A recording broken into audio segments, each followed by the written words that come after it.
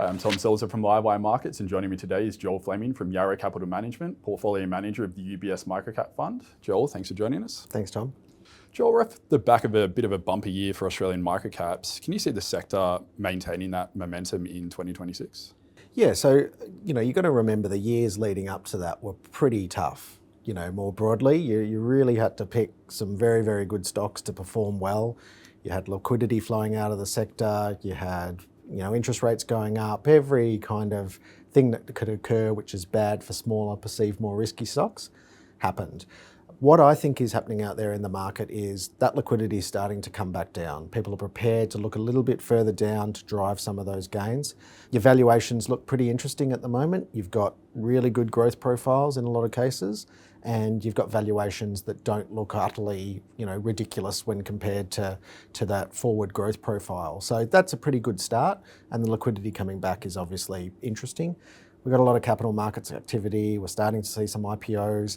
And again, microcaps is a big sector and it's very diverse. And whether it be, the exposure to precious metals, the exposure to other commodities, whether it be the industrial stocks, techs, there is a lot of things in there that can help drive the overall performance of what you'd call microcaps. And I guess what we think is occurring is the rally has been pretty narrow to date, but it's starting to broaden out. And that is a really positive sign for us, that if you start to get investors looking at companies and going, gee, this is a good company, it looks like it's got a nice tailwind behind it, it's not trading too expensively, and I'm pretty excited about the things that it could do, that broadening out will mean more money coming into the sector and a lot of these stocks being rated more appropriately. So for us, that looks like a pretty good backdrop. An Aussie economy that's performing reasonably well, a stronger Aussie dollar tends to be positive. And again, the opportunities that exist in microcaps mean there's lots of ways to make money. And particularly if you've got that tailwind in the sector, then we're hopefully able to capitalise on that and continue to drive some really solid returns on top of, the beta that the microcap space is going to give you. And obviously part of Yarra's strategy is finding those mispricings in microcaps, and by the sounds of it there still are those opportunities even after the recent rally. Do you think that is a fair assessment of where we are now? Yeah, definitely. And I think that's because, again, the rally's been pretty narrow, right? Precious metals has been a real driver of what's happening out there. But there's a lot of industrial companies out there that are starting to really drive that earnings growth, reach that inflection point of scalability and things like that. And we're about to enter reporting season and it's judgment time. We'll certainly know who's been performing well and who's optimistic and who's running a bit ahead of themselves. But for us, I think that opportunity to find great companies that could be better in the future, be bigger in the future, improving economics, strong cash flows, there's a lot of choice and a lot of optionality for us, and so that gives us a lot of confidence. Maybe if we just drill down into some of the key attributes you're looking for in a microcap, what are they, and does that change depending on where we are in the market cycle? Yeah, it's a really interesting question because often you're dealing with earlier stage companies, right? So they've got a lot to prove. They might not be cash flow break even or positive yet. They're investing and it's trying to work out how they fit into their industry, what those industry trends are and all of those kind of things. So there's different lenses we approach to that. But at the end of the day, we're looking for companies. It's a stereotype, but run by high quality people, aligned people.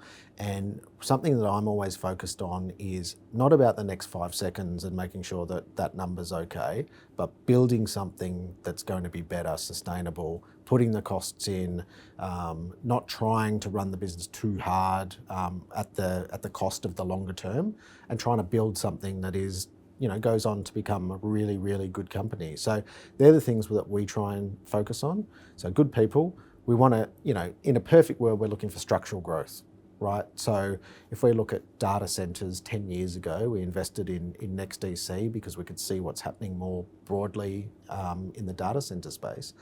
But today, these companies that are helping to build and electrify these facilities, how they're powered, what that means for water use and all of those kind of things, there are a lot of industries that spin off a thematic where that's actually the best way to make money out of these things. So we spend a lot of time thinking about that, but hopefully some structural growth, if not some strong cyclical growth, and a management team that can really optimize the business by generating long-term sustainable profits, increasing cash flows, giving themselves optionality, they're the kind of businesses we really want to get behind, because the best businesses, they really do surprise you what they can achieve, year 3 onwards. And we want them to be those compounding stocks that you comfortably hold in the portfolio, and every single year they deliver for you. And the lens there that you're using to assess microcaps, how do you think that differs to, say, a large cap manager and how they're looking at the market?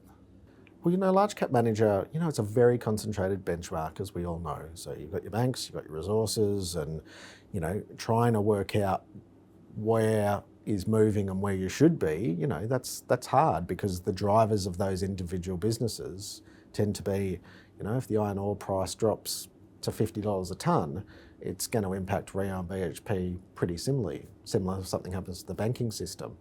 There's a huge amount of analysis done. There's a huge amount of reporting done on these companies.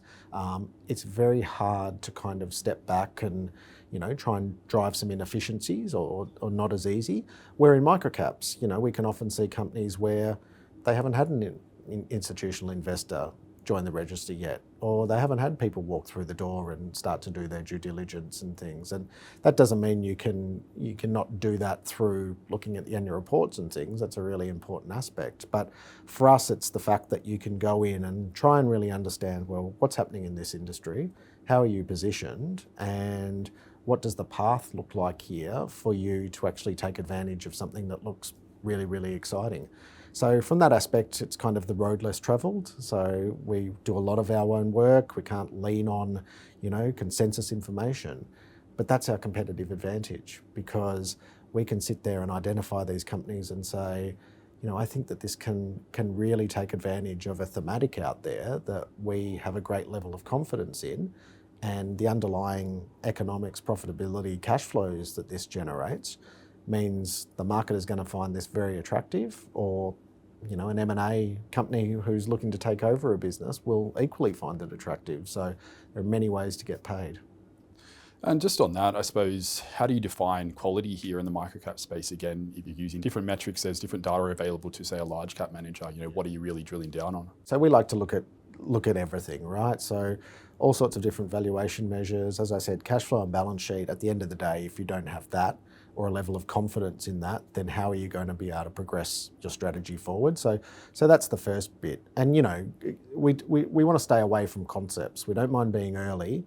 We have a level of confidence that it is achievable, but we don't want to be invested in themes which change very, very rapidly. So that's the first thing. So balance sheet, cash flow are incredibly important. We look at all types of valuation measures, but at the end of the day, my experience has shown me time and time again, in the short term, you tend to be a little bit slower in what you can achieve. And those, if you look a little bit further out and those businesses build that scale, hit those inflection points, you get those step change in earnings. So instead of the 10.86 EPS growth profile that people like to look at, this might be 4.825, and that's what makes a big difference. And if we can be early in that identification, build that relationship with the company, and a lot of it is about validation. So, every fund manager has a good story to tell, every company has a good story to tell. How do we go and validate what you're telling us, and for us to build up a level of confidence to say, you know what, I think this is the right team, the right plan, in the right industry, to go out and have a real go at this. And just taking a little step back, what would you say are the biggest potential advantages to investing in the microcap space? Again, it's that inefficiency, So investors have a lot more options to find exciting things than they ever did before. So think about the amount of private equity funds, private credit, lots of alternatives that are widely available to investors these days. So again, there's a lot more choice for people, but I think Aussie microcaps, we can touch and feel it. We can go over on a plane within 5 hours and go see any company that we're invested in. We can observe things in our backyard that help us, make good decisions about where a company's going, what things are impacting it, and all of those kind of things. But I think microcaps, it's that inefficiency. There's a whole heap of companies out there that people really don't take notice of until they start to move. And that is the biggest advantage. And if you can bring an investment process to looking at these companies that's a competitive advantage because there aren't 100 other fund managers in there trying to find the same idea. You know, we're fishing in a really big pond, but there aren't many people doing the same thing. And that's a really good place to start. And do you have any examples of a stock that you've held from microcap all the way through to large cap? And I suppose, how do you assess the change in valuation in that time when it goes through those different stages of the market? Yeah, it's a really interesting question, and I'll give you two answers. So Pro Medicus, right, is an unbelievably successful business, and what that team have achieved it's been incredible to watch. And as an early investor there, that was really interesting to watch as that happened. But you know, the way their revenue model worked, the fact that they were winning some of the biggest hospitals in the world, the market share opportunity was massive, and you had this technology change happening over the top where these hospitals were forced to make changes in terms of their systems. We'll manage the position size through time, but when you've got a good company like that and you think they can continue to accelerate and improve those underlying margins, those levels of cash flow, then that's the business where you have to be aware of the valuation, but for us that can't be the one thing that you are focused on, and be very granular about that decision. So that's an example where we considered that there was a lot of runway ahead of it. Things were only accelerating in terms of their market share and their opportunity, and they've done a wonderful job of executing on that. The flip side of that is a business like Supply Network. It sells truck and bus parts. It's grown organically, no M&A out there. We own that since the day one of the fund. It sounds like a pretty tough business, not very exciting, but that business has compounded at an amazing rate, paid out a huge amount of fully franked dividends along that journey, and it can get a little bit expensive. But again, you look at the history and what the opportunity in front of it looks like, and you're managing the position size through time. It can get a bit expensive, you'll sell some, it looks a bit cheap, you'll buy some more, but your level of confidence that there is just a long runway ahead of them. And what tends to happen is every single year that goes past, the competition's ability to catch up gets further and further behind. And so they're situations we really, really like, because, you know, market leadership might have 5 to 10 years to run, but the person who is, you know, coming at your heels, they're getting further and further behind. And that's a really good situation to be in. Of course, always being mindful of retesting that idea and things like that. And maybe just in the other direction, say you've got a stock that's gone from small and then down to microcap. How do you assess whether that's a buying opportunity? Yeah, it's a great question. And so we always say in a market sell-off, it's a positive because our investable universe and the perceived quality of those companies improves, right? You can have companies that used to be $1 billion, $2 billion float back down into your area in an aggressive sell-off. So, you know, we have an awareness of lots of companies, both through the internal teams here at Yarra and the companies they've invested in through time, as well as our own experience. But at the end of the day, it's trying to work out, is it a short-term overreaction to a short-term issue, cyclical issue, or is it something that's structural, right? And that's the big test that all investors have on the falling knife kind of analogy. But for us, it's about a fresh pair of eyes, running in, trying to ascertain, is it structural, is it cyclical? Do we have confidence in the team? Do we have confidence in the business? But that is a way of improving the quality of the portfolio often in these sell-off periods where you get to buy, you know, a really good company that's been sold off way too aggressively, but you still think it has a long runway ahead of us. We don't want to buy a value stock that looks too cheap at this time of the cycle and should be trading 2 PE points higher. That's not for us. We want growth companies that can go on and really drive those earnings and cash flows in the future. And that's what we believe investors are going to reward, as opposed to playing around the edges on valuation mismatch. And just moving to markets, let's say the metals rally's probably been the biggest story so far this year. How is that impacting your outlook, and where are you seeing some opportunities? Yeah, so again, I think, you know, I've invested in resources for a long time, and I think it's again a differentiator and a competitive advantage of the fund, where it's a big part of the market, it's a big part of Australia's success, wealth, and the world's changing. You know, if we think about supply lines, critical minerals, what's important to the future, to things that matter around defence, electrification, all of these kind of things. It's not just a harmonious environment anymore. Permitting is hard. They're not finding these deposits. The ones that exist are getting deeper and more expensive. All of those kind of things. There's a lot of supply factors, and we can also see some demand factors out there as well. So, look, the fund's done well out of some of the gold and silver rally through last year. We see a broadening of the base metals. So I think copper, tin, lead, zinc, we think that they have opportunities over the next couple of years. And again, it's about finding good companies that have good deposits, that they're actually going to be able to get it out of the ground at an effective price, process it and sell it, and deliver a really good margin that means cash flow, which creates optionality. So we're optimistic on resources this year. Again, there's lots of ways to play that, but we want to invest in things where we see a path to, someone turning on a plant and producing a product at a really good margin. And maybe outside of metals, where else are you seeing the opportunities in terms of sectors, maybe from a more cyclical point of view? Yeah, so I think, again, picks and shovels, right, is really interesting. So with all that gold activity, you will be trying to do anything you can to get it out of the ground at these prices. So any of the service providers into these industries, there's a noticeable pickup starting to happen. So some of those industrial companies across that style of complex have been really, really positive performers, and we think that there's a nice upgrade cycle occurring there. We like the electrification theme, so we like stocks that are exposed to, helping to build these things, getting the job done. There's a lot of infrastructure. We've got the Brisbane Olympics coming up. There's going to be lots of ways to make money on these demand tailwinds, and then it's finding the company that is trading reasonably today and actually go and get the job done and take advantage of that. So the industrials look interesting to us. We really like resources at the moment.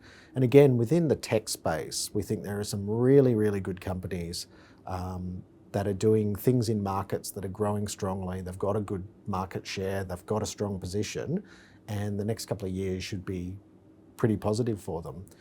And then I think, investors have become very short-term sighted generally. And the one thing that you can't discount is, the market can get the pricing wrong, but the M&A side of things, microcaps has tended to be a pretty happy hunting ground for M&A. And that's a story where I think you've got a lot of cashed up companies, you've got a lot of private equity money out there, you've got a lot of companies which probably struggling to grow, so they need to give their shareholders a story. And so that M&A theme around maybe more so some of those unloved sectors, healthcare's struggled, that's an interesting one. That'd be something that I would look to as well as being a driver of opportunity this year. You boil it all down, we've got a huge amount of companies to choose from. We can find niche exposures to differing thematics that are occurring out there. And my observation is things are changing pretty rapidly, right? Businesses, grow and scale in much shorter times than they ever did before.